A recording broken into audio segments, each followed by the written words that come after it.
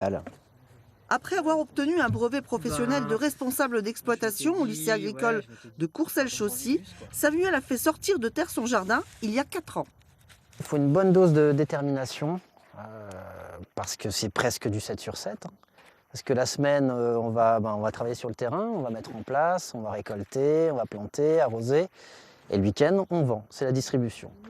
Et Samuel propose une cinquantaine de variétés de légumes sur les marchés de la cathédrale le samedi matin, le dimanche matin, à l'église Sainte-Thérèse de Metz et bien sûr à Lessy le jeudi après-midi. Nous avons à Lessy la chance d'avoir un circuit court, c'est-à-dire du producteur au consommateur. Et nous bénéficions également de produits de grande qualité, de saison, mais également et surtout sans pesticides. De plus, c'est un endroit très convivial.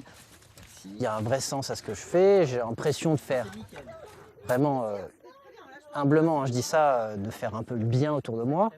En tout cas, de proposer des produits qui sont sains, qui sont bons, qui font plaisir à manger, voilà. Donc ça aussi, c'est important pour moi. Petite tractation entre amis, on dirait bien que la campagne des municipales de 2020 s'engage. Elle est en tout cas au cœur du gazouillis de ce samedi orchestré par Arnaud Salvini.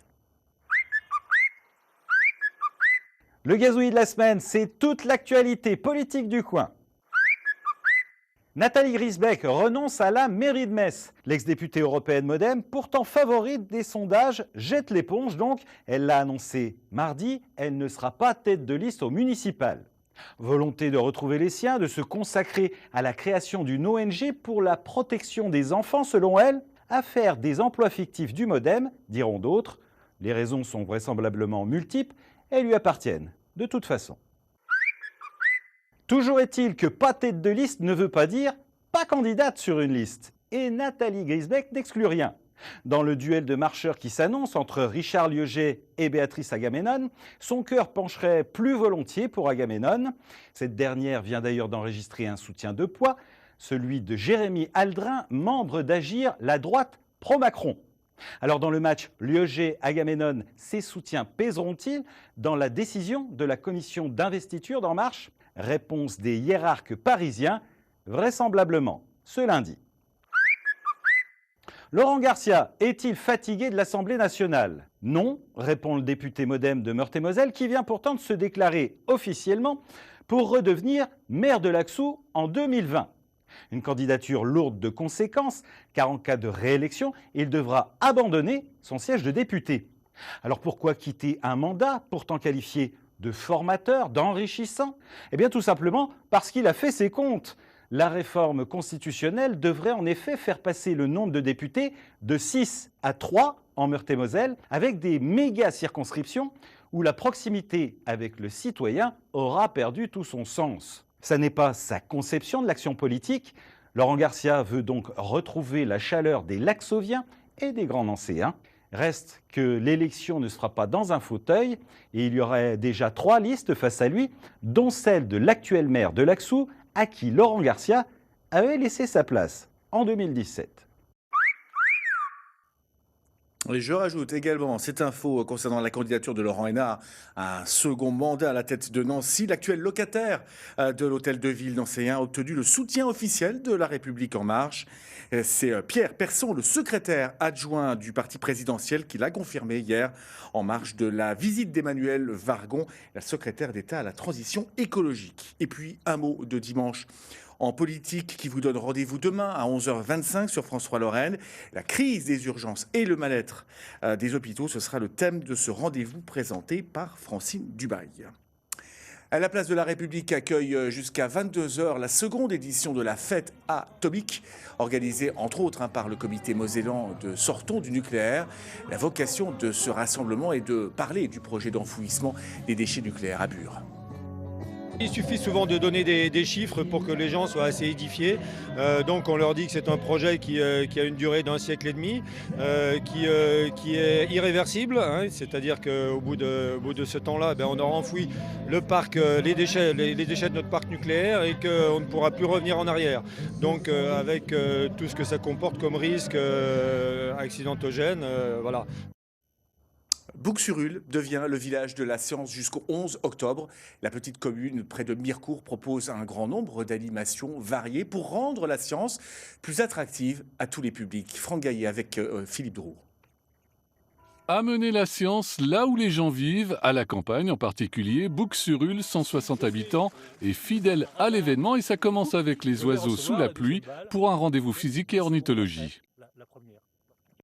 Moi, en tant que physicien, je donne un peu des informations alors sur le magnétisme terrestre et comment est-ce que les oiseaux se repèrent dans le magnétisme. Aujourd'hui, je parlais par exemple tout à l'heure du radar, comment est-ce qu'on compte les oiseaux la nuit. C'était l'occasion aussi d'observer les oiseaux en cette journée européenne de la migration avec Bertrand de la LPO, incollable ou presque, ça tombe bien, le public était motivé. Je suis assez intéressé au niveau de la nature et puis au niveau des oiseaux. Donc dès qu'on voit des informations sur le site de Boucs-sur-Ule, on vient tout de suite, comme ce matin-là. Des mystères de la migration des oiseaux au mystère de la propagation de la lumière, il y en avait pour tous les goûts, de l'informatique sans les ordinateurs, aux métaux dans tous leurs états, 16 ateliers pour apprendre en toute simplicité avec des scientifiques. Ici, le choix de l'image numérique ou du dessin aquarellé pour évoquer le passé. On a cherché avec ma collègue Karine à travers ce stand à montrer les possibilités de restitution, qu'elles soient numériques ou aquarelles, auprès du public, de la fouille vers l'interprétation des vestiges pour que les gens puissent s'imaginer. C'est cette aide qui permet la transmission. Pour nous, c'est la première année qu'on vient et c'est très intéressant. Et les explications des chercheurs, des enseignants, ça va? C'est pas trop compliqué? Non, c'est plutôt même ludique par rapport à nous et même aux enfants qui peuvent y être à partir de 6-7 ans. Ils peuvent comprendre toutes leurs explications en fait. Exemple, l'hydrogène, de l'électricité en bouteille pour décarboner l'industrie avec du soleil et de l'eau grâce aux travaux du projet Ulysse de l'Université de Lorraine. Boucs-sur-Ule, faites la science jusqu'à vendredi prochain.